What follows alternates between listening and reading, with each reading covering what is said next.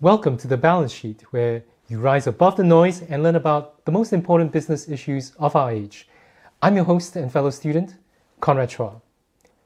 Whether you're climbing the career ladder or simply trying to stand out in today's competitive world, you're in the right place. We're thrilled to have Talbot Stark with us.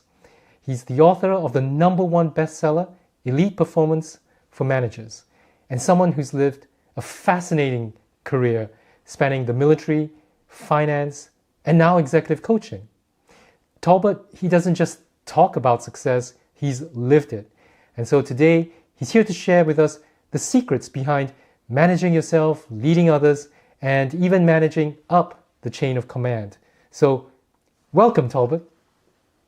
Thanks, Connor. Thanks for having me. Really excited. And thanks so much. I know it's Thanksgiving where you are, so thank you so much for joining us during this Thanksgiving weekend.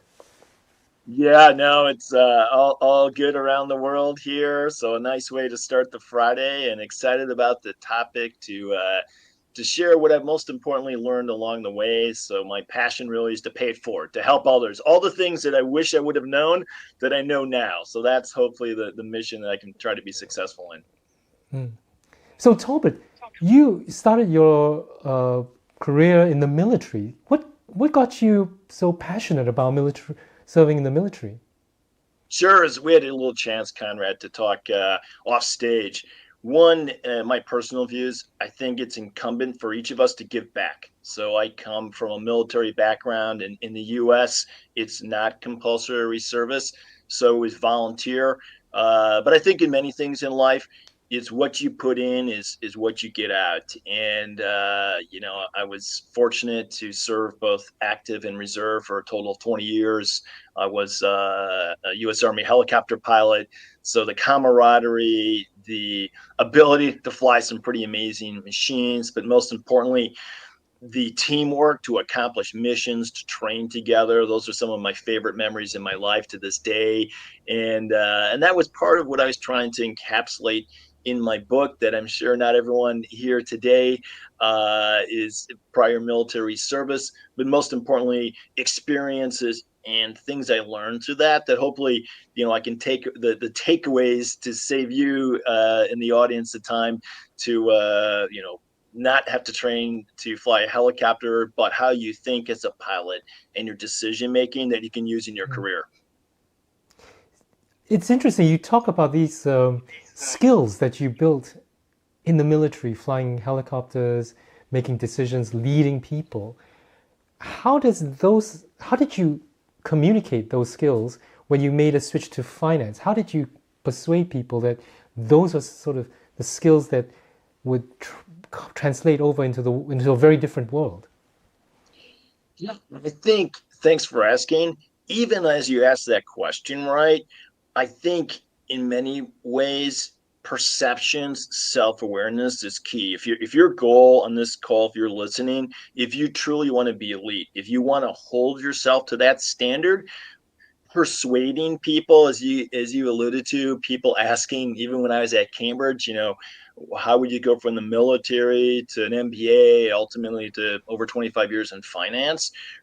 What I had to do is I had to be accountable. And like for everyone here, I'd encourage to maximize the things you do control. It's human nature to worry about a lot of things you do not control. But again, it's about holding yourself accountable. So for me, it wasn't so much to persuade. I had to make the choice that I could demonstrate, such that my actions, my deliberate decisions, necessarily as a result, I can never really control someone's perception. All I can do is, okay, the skills, the commitment, my decision making that I used as a pilot, how can I apply, if I want to apply those in the world of finance, right? And then what's my standard? Can I be consistent? What's my process thinking under pressure? And these things, do I have the resolve to replicate those things in the corporate world? And if I do, maybe that mirroring is, it de-emphasizes that this person was a military pilot, more that look at how this person functions in this environment. So I think for everyone here, you don't have to be a former pilot, but what I want to do is empower people that if your mindset is, if you're an artist, if you're in theater, wherever you may come from, what those skills that allowed you to compete and excel in whatever environment, they're portable. And a lot of people miss that little, I call it a professional toolkit when I work with my clients. The ROI, if we had some finance people here, right, the return on investment in you, be it my time as a pilot, those things no one can take away with you. So then it's really an opportunity about what do I want to do next? How do I take my professional toolkit that I've developed from whatever my vocation and then use that in the next challenge? So for me, it was taking my little toolkit and with a lot of help from the Cambridge MBA, taking my experience in the military and transitioning into a career in finance. Wonderful. And to our viewers on LinkedIn or YouTube, please, if you've got any questions for Talbot, please put them in the comments and we'll take them. So, Talbot, you've worked in the military, worked in finance, and now you're an executive coach, and you've written this book called Elite Performance for Managers. Why did you write this book? Yeah, thanks, Conrad. Most importantly, I'm passionate about paying it forward, simply meaning I was blessed to have an interesting career that you kindly highlighted. But along the way, I had my missteps, I had my failures, I had the moments where I was humbled. So, what I wanted to do is really try to consolidate my 40 years of life experiences and provide the best career guide I never had, meaning the things that I wish I would have known back in different times in my career, trying to consolidate those lessons learned and put them into a written format. And the other goal, Simon Sinek's a fabulous Hmm. author, speaker, Robin Sharma, many talented professional management, inspirational coaches. I like them, enjoy them, read their books. But sometimes for me as a practitioner, I struggled because I'd highlight the book or try to interpolate what the messages or the actions were with the good intent of putting all these things in PowerPoint or something. That didn't always happen. So, for the people in the audience, what I try to do with my book is take those lessons learned, and I developed these three pillars, which we'll talk about in more detail. But pillar one, being a better you, it starts with you. Two, ergo, then building your foundation, being a better manager. And the last one that people like to jump to is managing your manager. But in each of those segments, in those three pillars, I break it down into tangible action. So at the end of each chapter, there's clear takeaways. So it's a combination of, if you will, there's theory to it, there's some science behind it, but I want every reader to really be empowered.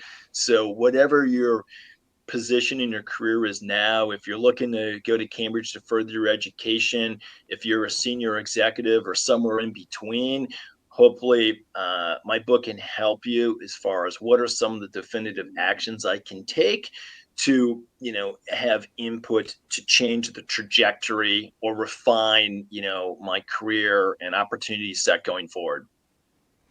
Yeah, so your book is the three pillars. The first one is managing you. What is that about? And how does an individual kind of become a better manager, not just of other people, but of themselves? No, it's super important, and that's why I started with being a better you. So being practical. Any client that I work with, the first exercise I have them do, when respect to all my lawyers or solicitors that may be on the call, but I have them, if you will, almost if you were billing, but record how they spend each half hour of their day. Do it on a spreadsheet. You could do it audio. You can do it handwritten, capturing in bullet point format how you spend your day. And if you want to be elite, the challenge is do that from the moment you wake up to the moment you go to sleep. Do that for 2 weeks. And the last thing that's important, I really encourage my clients not to have any conscious bias. It's not about impressing me or distorting reality. It's about really increasing your awareness. Without fail, every person Hmm. that's done this exercise dutifully I worked in big corporations and big banks.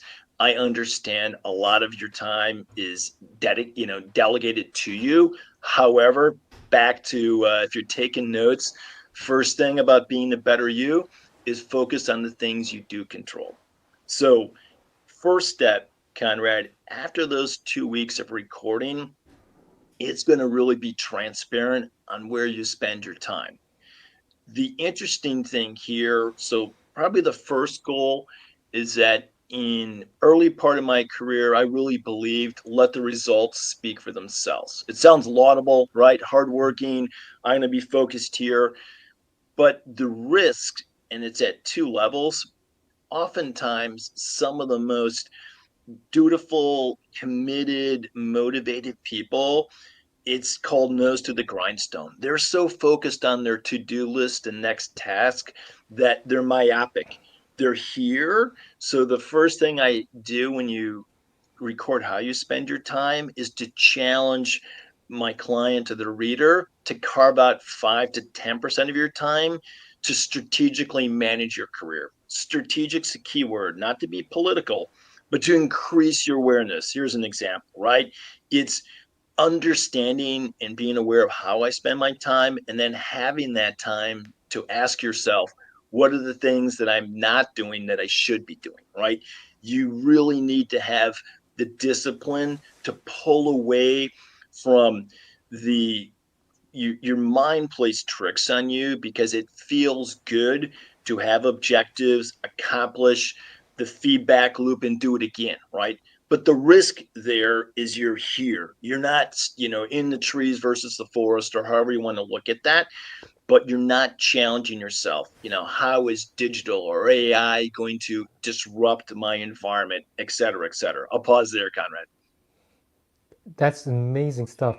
Um, but I reminded of many studies of how managers don't feel like they have got control over their time, right? A huge percentage of the time is spent responding to emails or a call. Suddenly someone pops in for a meeting. So how do you, I mean, when you work with clients, do you come across people who feel so disempowered because they feel like, they they they have to be there for all these other people in the team, their clients, or their managers? Excellent question. That is probably the number one challenge I'll receive from potential clients. I just did a leadership workshop with Mint Mobile, a very innovative telecommunication company out here. And in those environments, it's either Talbot, you don't understand, I'm too busy, or we're in such a frenetic industry, we don't have time for all these things. So here's if you want to raise that right, if you're a manager and you can't even find or control 5% of your time, if you're a Formula One fan, that's a big yellow flag. Simply meaning, I get it, but I don't accept it because you have choices to make. So I was in a similar mindset halfway through my finance career, progressing, feeling pretty good about things, accomplishing the objectives in the mindset of let the results speak for themselves. I had a mentor of mine, as we're discussing here, Conrad, pretty much challenged me. He said, Talbot, here's your challenge. Can you focus strategically, not making the next call or not doing the next task, even if it's well intended or can deliver short-term results? He said, my challenge, if you're going to evolve, if you're going to be an executive, if you're going to be a board member, you can't just be 100% in tactical execution mode, right? You can do more by doing less. Everyone likes that. But what I mean is you have to shift from being 100% in tactical, myopic, nose to the grindstone, task oriented to carving out 5%. So to your question, right? I don't have the time. So my challenge, and every executive from Singapore to London to New York has successfully found 30 minutes. I believe in focusing on small achievable things because that commitment to those things is really what enables one. So my challenge given to me when I was sitting on the trading floor in my glass office midway through my career was to simply spend 30 minutes by myself without interruption to strategically think about my business. You're getting to know me in the audience. I've done a few interesting things, so I'm not one that's usually that intimidated. But I'll be honest with you. I shut my door, told my personal assistant that I'm working on something important. Please don't interrupt me with a few caveats. I shut the door, and it was a weird feeling in that I'm sure no one outside on the trading floor was even looking or cared what I was doing, but I felt a bit apprehensive. And I sat there and I'm like, wow, I got so many things to do. I got this meeting, I'm flying out, all these things. But I realized one thing, that if there was that much apprehension and self doubt, just on a simple task to push away from the near term tactical things to really say, okay, I'm in charge of this business. How do I think forward? How do I look beyond the curvature of the earth 3 to 5 years out to understand strategically what are the changes? Meaning that if I was, that was kind of my security blanket. I didn't walk around the trading floor with a binky or a blanket, but I realized the mask to that was doing the things that have got me to this point.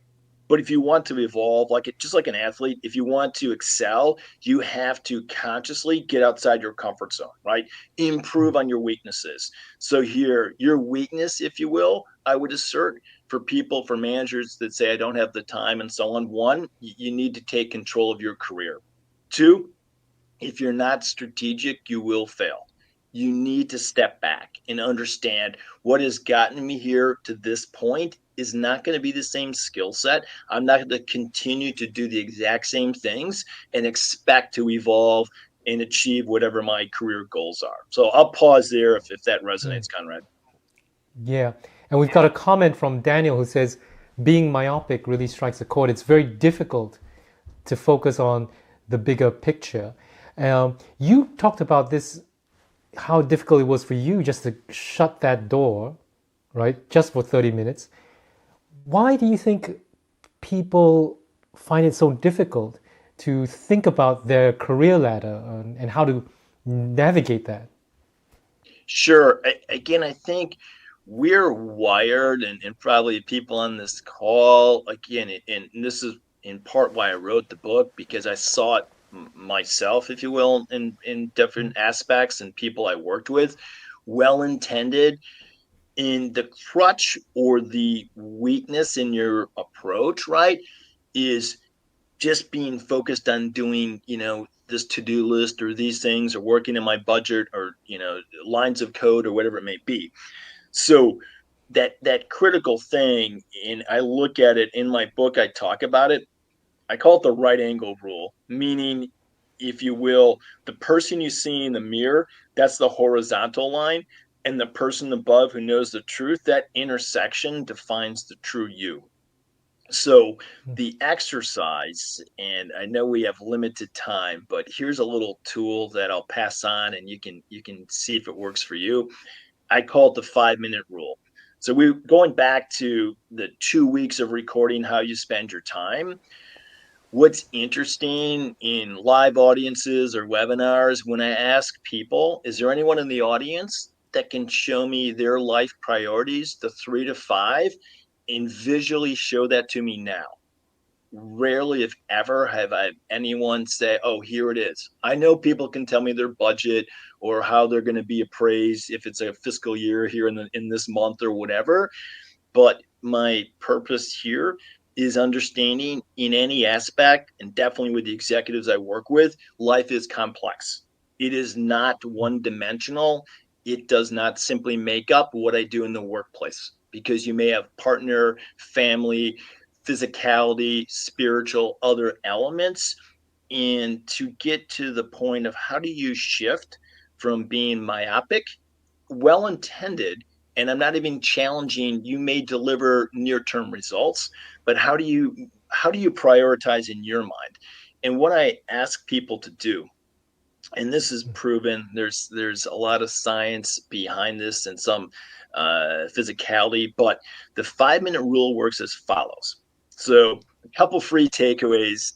If you spend the next 2 weeks doing as I would ask you to do, to record how you spend your time, then find a spot when you're not worried about going to the next meeting, picking up your kids, or distracted. Really, kind of everything's suppressed and you're focused on the now, the present. The task is spend 5 minutes to ask yourself, defined by you, what are your 3 to 5 priorities in life? And I call this the life performance matrix. Again, I like tangible exercises, so 30 minutes. So if you come up with five, and we can all do the math here, you repeat that exercise. I suggest 3 to 5. Same here. The US Army Sloan School of Management, most people at a cognitive level can remember no more than 5 things associated with a specific topic. I'm not saying someone can't memorize pi out to the 22nd decimal point, but 3 to 5 is practical. So the exercise, the 5 minute rule, first think to yourself, defined by you, what's important to your life. That's 5 minutes. And the key to success here, take your phone or have your device and set a 5 minute alarm. So if you're suppressed, if you're not distracted, if you're really at a point in time where you can focus on this 5 minute task, and you set an alarm, you put your brain, your mind in competition mode because it's one objective. I have a constrained amount of time, so I need to perform. And here, we all have quantum computing within, right? It's truly amazing. If you're skeptical, take the challenge on. So that's 5 minutes to come up with the 3 to 5 life performance things you define. Now, for each one of those, spend an additional 5 minutes. So for me, one of the aspects in my life that's important for me is spirituality. So I'm going to take 5 minutes to define what are the 3 to 5 things that I want to hold myself accountable, since I've said it's important to me. Uh, and you repeat this. So if it takes you 5 minutes to identify up to 3 to 5, and then maximum, if you have five additional, it's 25 plus five. So I went super quick there. But in 30 minutes here, this is not your workplace, not anyone else in your life, but this is you telling you what's important. Then it's the mental toughness. It's the I'm going to commit because I've stepped back. I'm not in a myopic operation. For my career and my business, my executive coaching business, what do I want to accomplish in the next, 6 months? What are the 3 to 5? And I'll leave you with one more acronym. It's FAST. So I'm sure many people are familiar with SMART. Sloan School of Management in 2019 said the world's changing too quick. We're going to tweak that. So FAST, FAST. If we're going to go through all this effort, if you're going to read my book, tune into a webinar with Conrad and I. The four aspects here is F. If you're going to set these objectives, review them frequently. Back to, if you remember, I said have an image. Every morning I have a mental snapshot. I have this matrix, and I literally spend 5 to 10 seconds taking a look at this little matrix. What do I find that's important to ensure I'm shifting from myopically just doing my to-do list to remembering what's strategically important to me? So that's F, review it frequently. A, be ambitious, right? If you're going to put this commitment, if you're putting your name to this, be bold, right? Hold yourself to a high standard. S, we still retain being specific. And the last one's probably one of the most empowering ones. Be transparent. Have the confidence to share with a friend, colleague, professor, maybe your manager, maybe not, I don't know, your coach, but saying, hey, these are things I've stepped back. I know that I'm struggling in the workplace today, as many others, that were just focused on task. It's never ending. I wake up, I feel pressure. I got to check my phone. I'm on a call, all these things. And trust me, I've lived a lot of that. But the empowering thing is stepping back and saying, you know what? I'm looking in the mirror and I'm going to define what I want to do. You still have your job and so on, but this will help you as a real tool to shift away. It's a constant daily reminder that these are my priorities, right? Yes, I need to send this email and so on. And same, one of my strongest beliefs is if you own your morning, you own your day, you own your life. We all, as soon as the day starts, that's why I've had a morning routine. I've done pretty much the same six things every day of my life since I've been 17. We can talk more about that, but why? Because really, what happens in the morning, other than an exception, an emergency, I can control that. It's simply the time I go to sleep and the time I get up. That half hour is sacred to me because I need that 30 minutes to hold myself accountable to accomplish my morning routine. Hopefully, whatever happens from that point forward, at least in my mind, I know that in the score of life, if you will, I'm 6-0. I got 6 wins, Mm. and now I start my day. Some days, those are the only 6 wins I receive, but it's a mental framework to help you honestly move from being Mm. myopic and task oriented to being a bit more strategic. Yeah, I'm a 4 a.m. club member, so I totally Nice. agree about the morning. That's a high standard. Um, yeah, I want to talk about the other two pillars that you got, but we've got this question from Eva who says, is part of doing all this stuff about strategic career management really dependent upon the environment that you're in, whether it's supportive or not? Can you do all of this when, if you're working in a job where people will be really suspicious if you're thinking about your career? So I guess I'm looking at the question. So or support. Yeah, I mean, I think I would say first, you and you alone can make this decision, right? In supporting, I've been in some pretty challenging environments, right? And I'm sure many people here have. So to continue just a little bit of sharing with you what I did, not being prescriptive, you can find your own. But where I got the rhythm I found was twice a week. I'd find 30 minutes during the work week, during my normal working hours, that I just simply focus, taking inventory, under stepping back from all the noise to understand, hey, what things am I missing? If you're, what things am I not looking past the curvature of the earth? I have to anticipate further out than this quarter, whatever.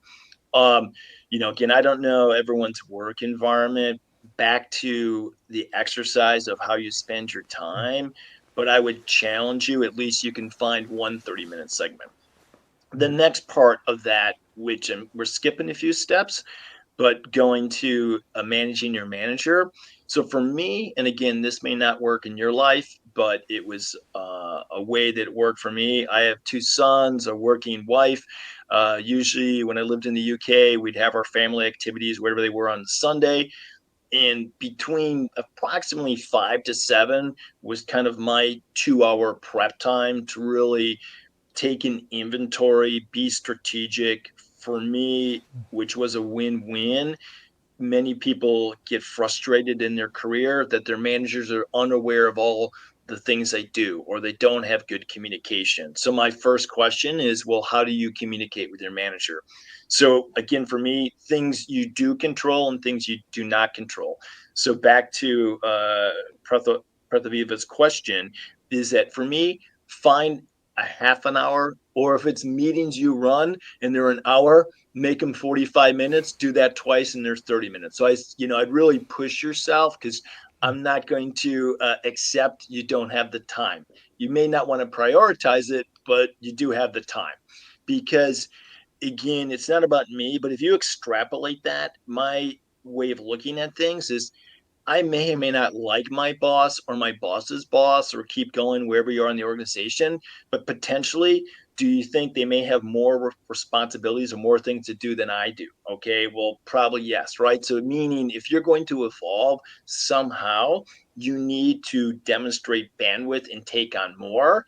And the key to unlocking this is really having the discipline, even maybe if you don't get the support you'd like, still finding that time to secure that 30 minutes.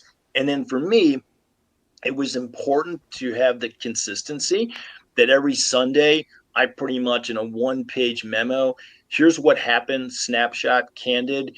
Here's what I'm going to focus on next week. Here's 2 or 3 things that may need your help. And most importantly, I wanted to make sure that these are aligned to your priorities.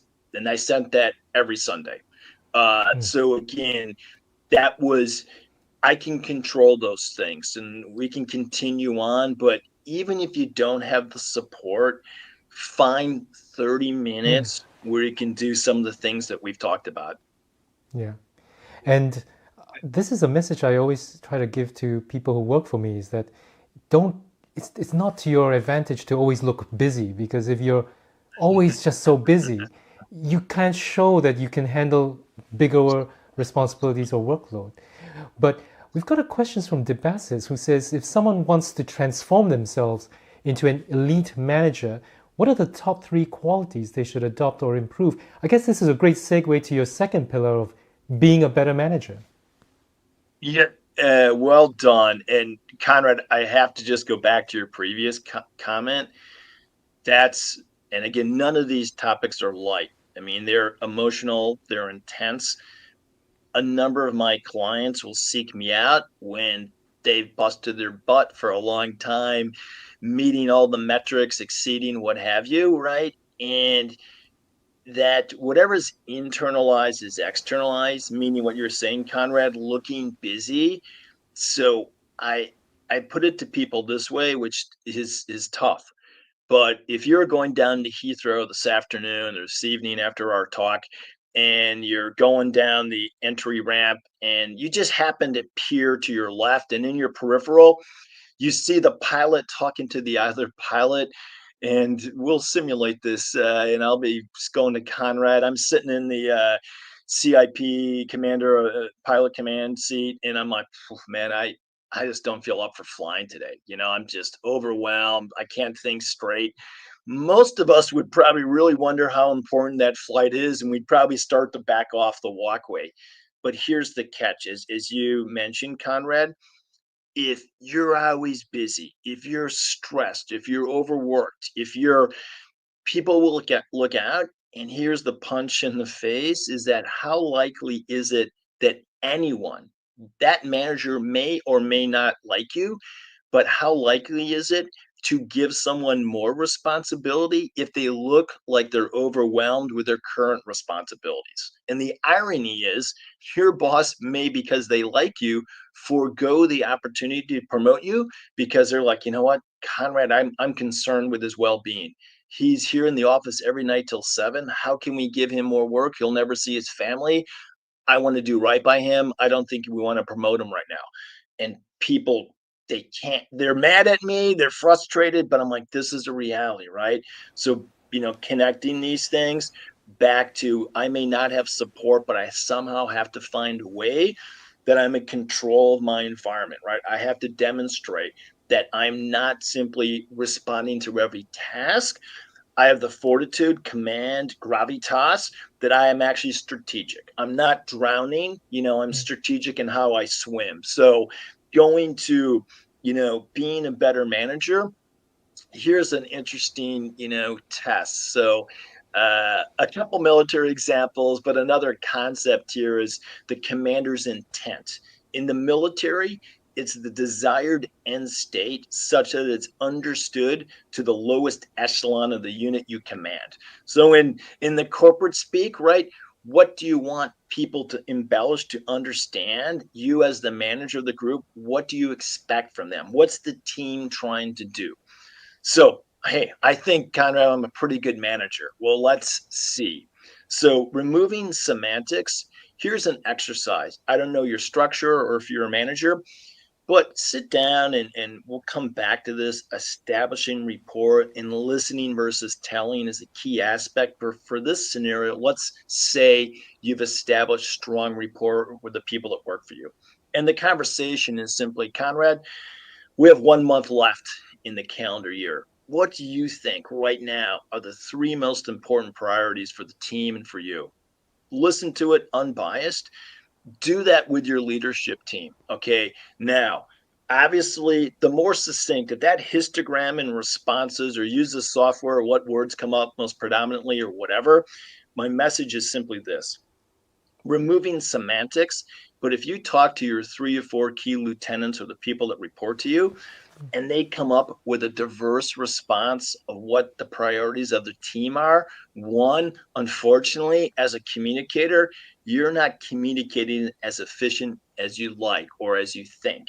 And by definition, if people are not focusing on what you think is the priority, your team is less efficient. Maybe 70% of the work effort is actually spent on the things that are your priority, and they're working on other things that they think are a priority but are not aligned to yours. So it's a simple mechanism in concept, but there's a lot to that, to really establishing trust and rapport. So that when you have this discussion with people, it's feedback to you as a commander.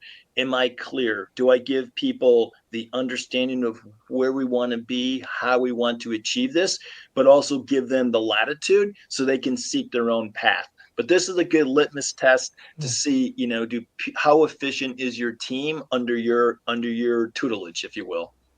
Mm. And you talk in this pillar, there's a difference about delegation and partnering. That was one thing I wasn't quite sure about. Is there a difference or is it something layered on top?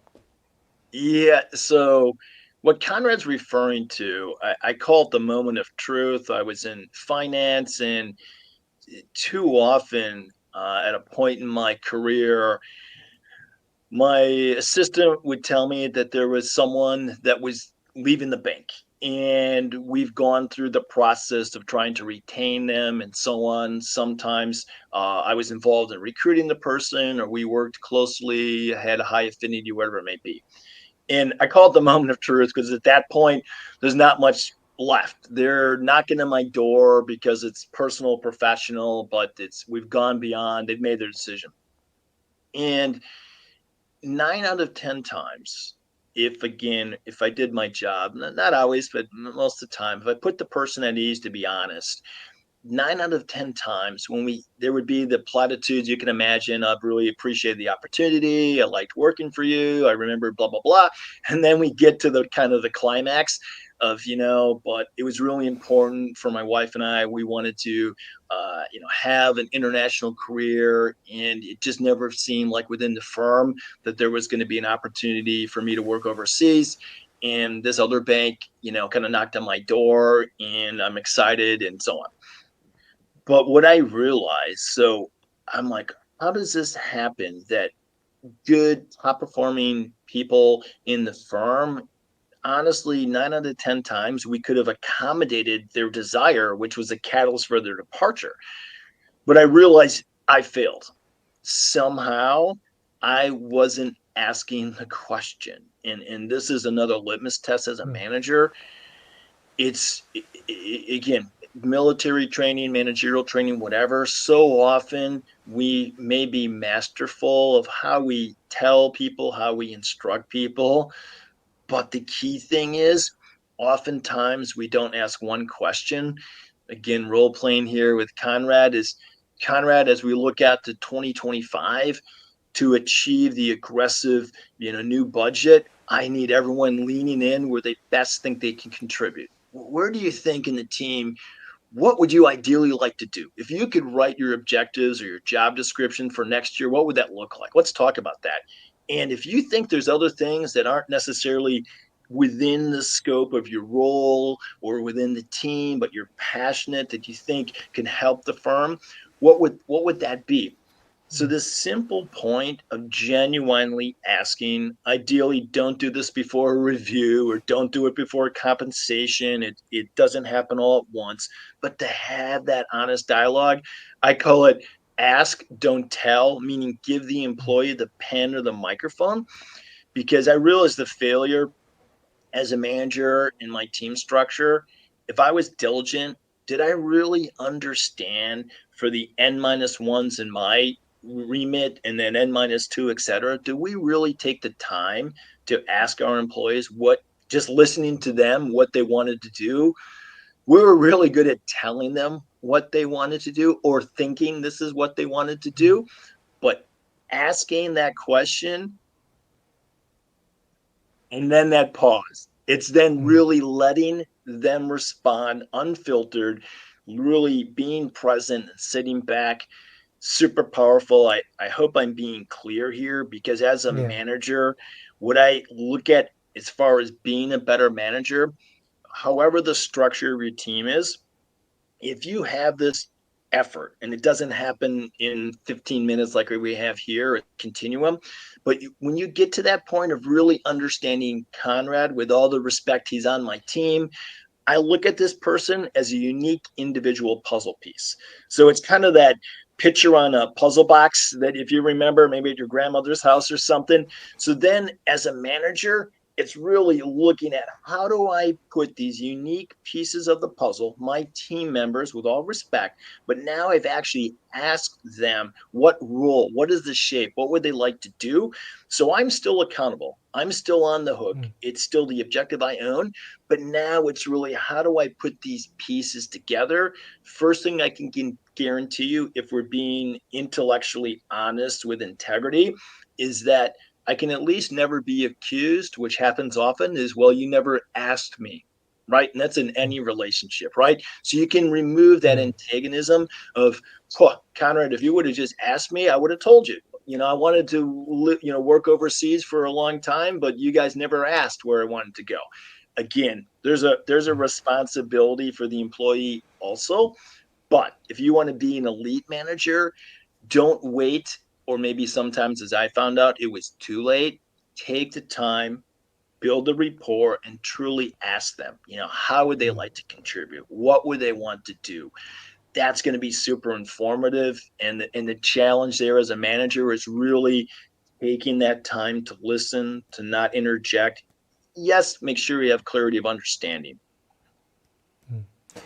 We've got time for this one last question, and I'll ask this. So, Talbot, you've got to be very, very brief about this. But, I read lots of applications from people who want to come to Cambridge MBA. And one thing I always find is that many people talk about their accomplishments in a team, right? Their team did this. And it's very difficult sometimes for at least the people who apply to the MBA to say, this is what I did, right? As opposed to the team. And I think that's in a way a good thing because they're very team oriented. But on the other hand, I think based on what you've been talking, it might work against them because they're so much in service of the others that they don't look at themselves. So if you could say in 2 minutes, what can managers do? How can they ensure that they're seen as assets to an organization while they're still thinking about themselves and not come Yes. across as being self-promotional? Yeah. So in a quick nutshell on that one, back to the image of the right angle rule, being honest with yourself, truly honest. What are your strengths and weaknesses? Really own that. So once you do that, then it's not only understanding your manager's objectives, but your manager's objectives. And then here's the takeaway: being honest with yourself. Hey, for me, I worked 23 years at a French bank and didn't speak French. I was ex-U.S. Army, so not probably a successful alignment if you're looking at it on paper. But I had to understand, what are the goals of the organization? What is my boss trying to achieve? What is my boss's boss trying to achieve? What are the unique characteristics, both my strengths, be cognizant of your weaknesses, that I can best align to what I understand, not only my manager's goals, but how my manager is being judged.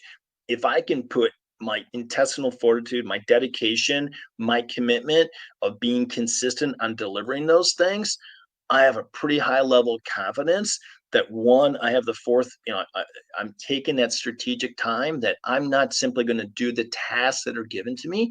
What is the firm seeking to be? For me, it was a very big strategic objective being a French bank to grow with the US client base in finance.